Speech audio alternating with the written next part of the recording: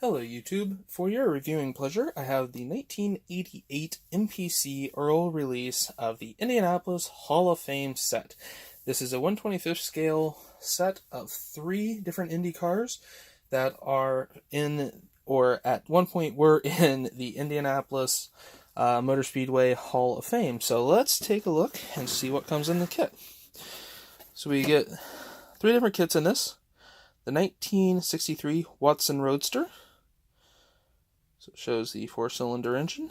You get the 1963 Lotus Ford and a 1974 McLaren. In the end here you can see the same 3 race cars. Sorry for the shadowing there. Kit number on this is 6246. Let's open up the box and see what's in it. Alright, so taking a look, you have a little thing here from Earl, little advertisement, and then you have 3 different kits. Now I have went ahead and bagged at one point the visors, so you get 3 different visors obviously for the 3 different kits. You'll get the 3 different sets of wheels. Now as you may notice, for the rear wheels, they're actually the 2-piece wheels, so have to get those split apart, put together, seam filled, everything like that. So that is kind of a downside if you've not messed with 2-part wheels before. For that one car, here's the other set of wheels, which is actually, again, get these out. These are actually plastic wheels and are in 2 parts. So they are Firestone, marked Firestone on them. So you kind of get a nice mix. You get a vinyl 2-part tire. You get a plastic 2-part tire. And I believe, let's get this last part in here. I believe the other set is just standard. Yeah, then you get a set of just standard 1-part vinyl. Oh, nope, I apologize. These are also the plastic, so ignore that last comment. So, you get 2 sets of plastic 2-part tires, and you get 1 set of vinyl 2-part tires. Again, the second windscreen here. That is not actually broke. That is actually cut shorter on this one. And then here would be, well, the bag for the last windscreen, which looks like it has slipped out, so I'll find that in a moment. So taking a look around here, we do have the 3 different Indy cars. Now these are pretty basic. All the detail is pretty much just molded on. Looks like this one would be, I believe by the design of this one, it will be the Watson Roadster. So sadly, they are not easily and visibly marked as to which car they are.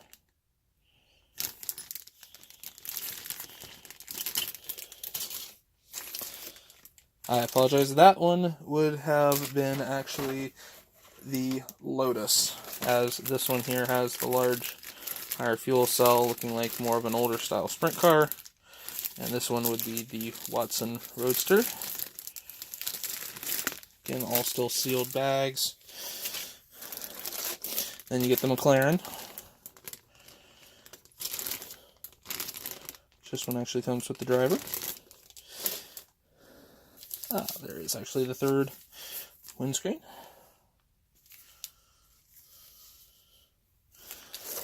So then you get 3 different chrome trees, 1 for each model. Basically, just make sure which chrome tree is for which one before you start, because they are going to be all different, obviously.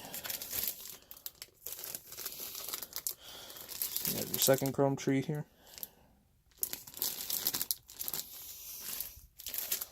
And then the one here for the McLaren. So then you have your 3 different instruction sheets and decals. So for the Lotus, you have 2 different options. You can go with the car number 92 or 93. starting up here at the top, as it mostly is, building the engine, the interior, building the body,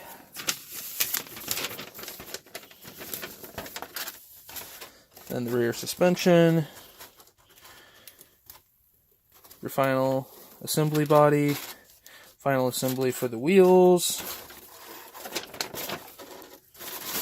and then your decal placement for either Jim Clark's car or Dan Gurney's. Now, one thing that is kind of interesting, even though this one is boxed as MPC, it's an AMT. So, kind of fun. So we'll go ahead and set the Lotus instructions out to the side. You have then your Watson Roadster. That one you only have a single marking option for, which is the number 98.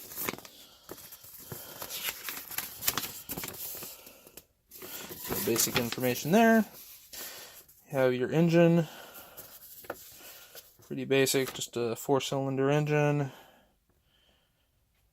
Your chassis, which is two tube frame chassis parts coming together. Fuel tank halves coming together at the back. Front suspension. Interior construction. Final assembly. So pretty straightforward. And then decal and painting instructions as well for this one. For the number 98.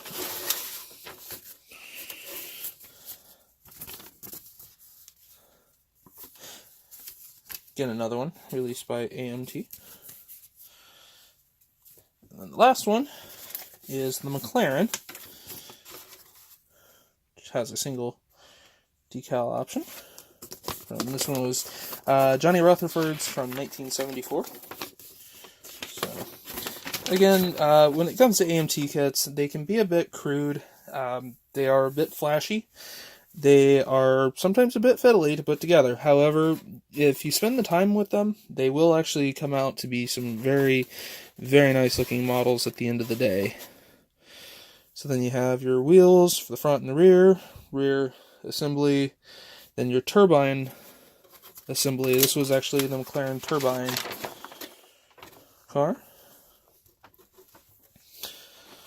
which, if you actually know anything about the Indy 500, the turbines did not do well at the finish. They actually dominated a lot in quite a few cases, but then at the end just couldn't keep up with it. Now, one thing I do have to admit is kind of interesting about these older instructions. If we zoom in here, pull this up just a little bit, you can actually see where it shows you there's carrier film around every single decal. So just kind of an interesting little additional bit. So we'll go ahead and put the instructions for that to the side. But wait, there's more. And the last little bit that you get is from MPC, which is hobby hints. So it shows Firebird, shows you the basic information of this is how you build a model, this is how you can airbrush, which is kind of nice, especially if this was given as a gift for a first-time model builder, to be able to get some information on tips on building the model, especially back in the late 80s. You know, this was a pretty big hobby, and a lot of people did it. So, the last little bit